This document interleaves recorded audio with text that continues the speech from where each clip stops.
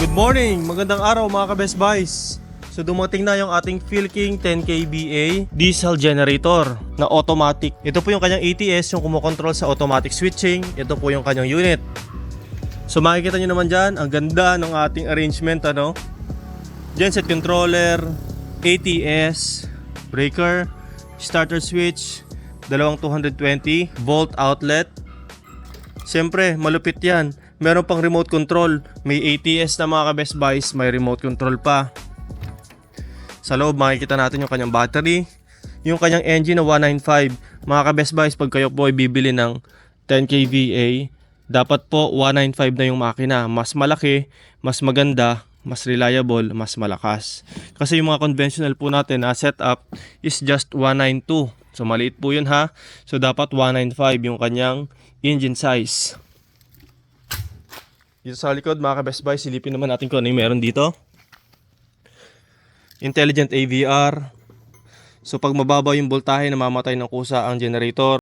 Ganoon din naman kapag mataas masyado yung voltahe, kusa din siya namamatay. Yung starter. Solenoid, yan ang kadalasan na nasisira sa ating mga diesel generator kapag sobrang tagal ng runtime, pag paulit-ulit yung starting. Ayan, na nababasted. So lahat naman mga ka-Best Buys nang meron dito sa 10kVA may parts tayo. So ayan mga ka-Best Buys, yan ang sinasabi ko po. 195 yung kanyang makina dapat. Yung tangke niya mga ka-Best Buys, ito. Yan, everything is good. Bagong bago to mga ka-Best Buy. So start natin yung ating remote bago natin ipadala sa ating kliyente. So dito naman, dalawang press dito sa unlock. And ito namang lock button, dito yung switch off. So kung mapapansin nyo, naka-off yung ating starter switch. Naka-standby yung battery niyan mga ka-Best Buys. Kapag hindi po nakakonect sa ATS, malolobat yung battery ng ating generator. Ito po, yan. Kasi po yan po ay lagi naka-standby mode.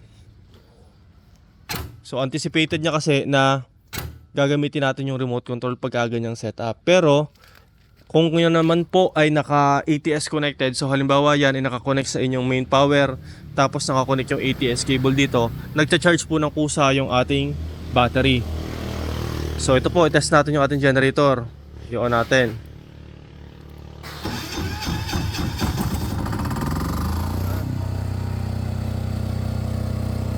Solid.